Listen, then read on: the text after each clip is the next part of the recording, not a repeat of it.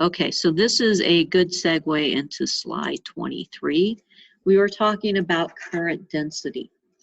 And what we figured out, fortunately I wrote this down, I did this today.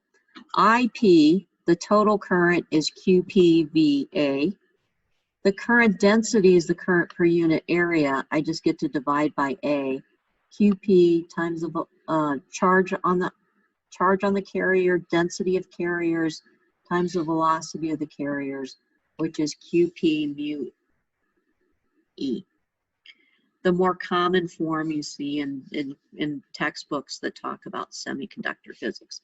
If you're really interested in this, there's this amazing series of textbooks that goes back to the basics.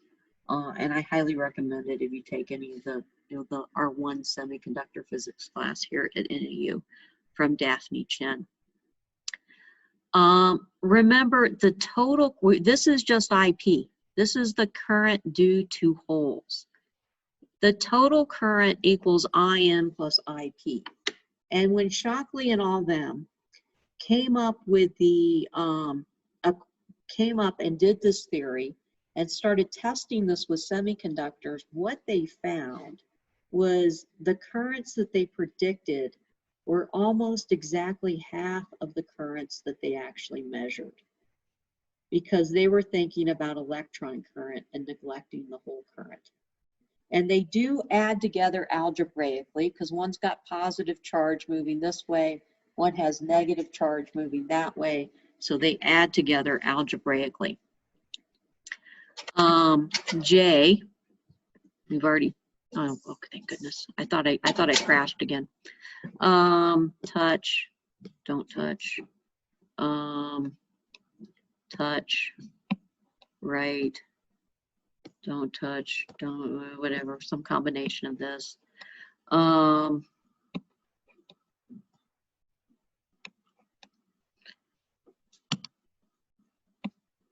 I got it back.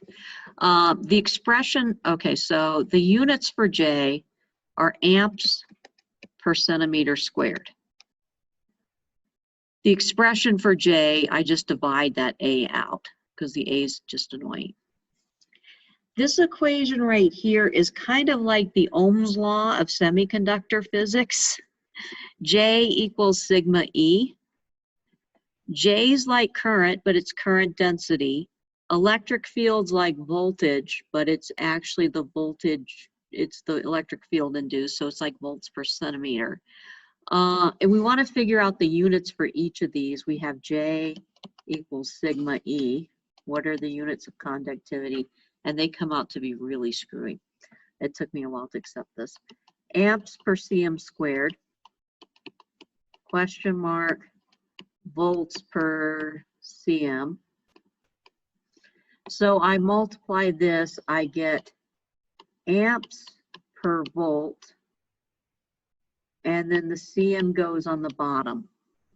And if we remember Ohm's law, V equals IR, the units of resistance are actually volts per amp. So this is like, an ohm is a volt per amp.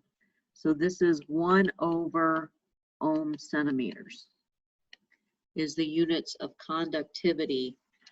Rho is just 1 over sigma. It's the resistivity. Rho is the resistivity. Its units, and this is for sigma. So rho comes out to be in ohms times centimeters. It's the resistivity of the device. Okay, it shows up a lot in the physics. Okay, so that's pretty much drift current. We've nailed this. The drift current is the total, so the total current, this is the N, IN plus IP is going to equal JN. Let's make them into J's. JN plus JP is going to equal N negative Q mu N E plus P Q mu P times E. So this is the total current density, J total, for both electrons and holes. That's way further than I've ever done this before in here. Great book. It was written by a guy at ASU. The series was written between ASU and Purdue University in Indiana, and on semiconductor device fundamentals. And if you're interested, send me an email. They're like $4 or $5 a piece, but they are just golden. What's the name of the? Sorry. I'll bring it. I can send you a link for it. Right. It's called I remember now, the Modular Series on Solid State Electronics. They're old, but they're still, for what they're talking about, it's still perfectly valid stuff, and it's a good place to get started. So I don't have much time left. We're going to talk about diffusion current a little bit. Yeah, we can do this. Diffusion current, so if I have a semiconductor and I've got a whole bunch of, this is the concentration of holes.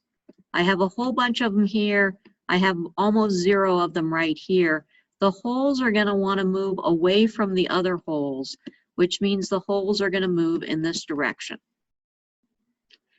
And the holes are going to flow. My current density due to holes is going to equal the charge on the holes, this thing called the diffusion coefficient, which tells you how easily the holes move through that particular semiconductance, times the gradient, the tangent line of this.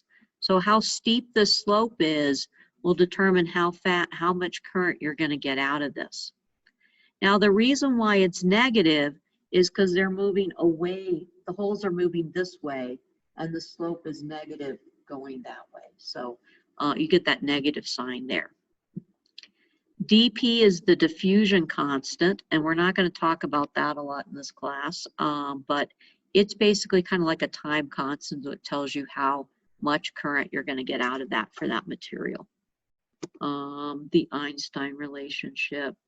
Yeah, we're just skip that one. That one's not important.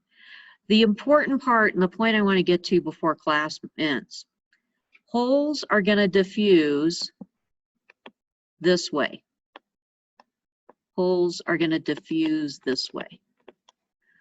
The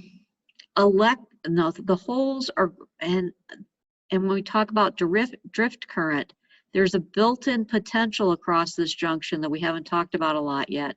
But the drift current for holes is going to go in this direction. At equilibrium, which means the diode's sitting in the parts cabinet, no voltage on it, this current is still happening. There is diffusion current in this diode. There is drift current in this diode, but it just happens that they're going in opposite directions and they actually cancel each other out and give you that return path for current. So even in a diode in a parts cabinet, there's current flowing, but the sum of the currents has to equal 0. Same things happens with electrons. Electrons are going to diffuse this way, and they're going to drift that way. And they will cancel each other out too. And I think we've gone enough into the physics here that I want to get to here. Where this built-in potential comes from, while you're still thinking about it, is what I've got here is I have in this depletion region that we've talked about before, I have an electric field built up because I have charge separated by distance. When I integrate the electric field,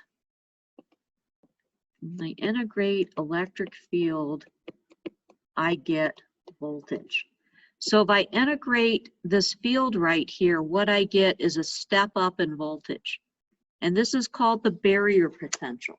And if you have a high enough input resistance voltmeter, you can actually take a diode out of the cabinet and measure a voltage across there.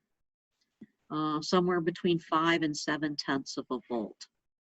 And well, it depends. If you have an LED, it's going to be 1 to 2 volts.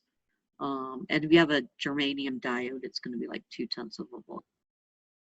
This voltage is real, and it's due to that charge separated by distance across the barrier. I had to put the minion in there. Most of the skateboarders end up down here. Not a lot of the electrons have enough energy to make it over the barrier. So that's kind of blocking the flow of current. And this is the last slide. So yeah, just don't overload your stack.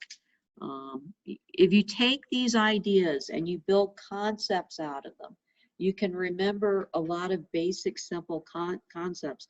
You'd be surprised what I can do starting with vehicles IR and going up that way. You only can hold like 7 pieces of information in your head at once. The way I make that bigger is I have paper and I start writing things down and so I can like look at that paper and I'm using the paper as a form of memory. That's really helpful for me. Also, taking ideas and conceptualizing it will help you remember all this stuff because I'm coming at you with a fire hose and I am done. And we'll finish up physics on Monday as if that will be the end of physics. Slide 24, yes. That's slide 24, Lane? Okay. Yes, we'll see you, Tim. Oh, who wasn't here?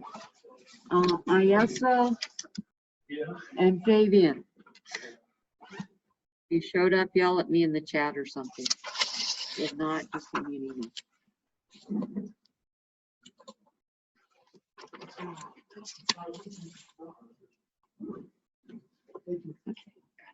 Which is a good thing. I'm behind. I haven't started semiconductor physics in my senior class, so I'm not talking to you, I'm not babbling incoherently about threshold voltages yet. We'll get there. I'm not getting. Okay, and everybody's gone. I'm going to stop recording.